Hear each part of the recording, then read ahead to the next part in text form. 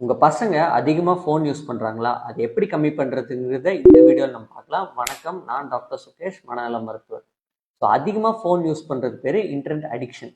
எல்லா அடிக்ஷனுமே ஒரே நாள்ல கம்மி பண்ணவே முடியாது. அது ஒரு ப்ராசஸ். ஸோ பேரண்ட்ஸ்ங்கிறவங்க ரொம்ப பொறுமையா இருக்கணும்.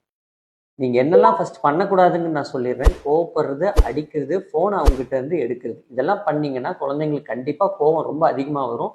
அத வேற வகையில நம்மட்ட காட்ட ஆரம்பிச்சுருவாங்க.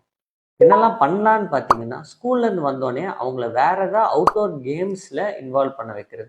எக்ஸாம்பிளா கிரிக்கெட், ஃபுட்பால், கராத்தே, ஸ்விம்மிங் போன்ற விஷயங்கள்ல அவங்கள கான்சன்ட்ரேட் பண்ண வைக்கும்போது, அந்த ஃபோன்ல இருக்க நெனப்பு கம்மியாகும்.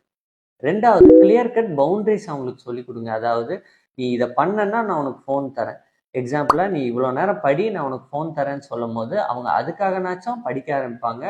3வது 1 ஹவர் தான் ஃபோன் யூஸ் பண்ணலாம் ஒரு நாளைக்குன்றத ஸ்ட்ரிக்ட்டா சொல்லிருங்க.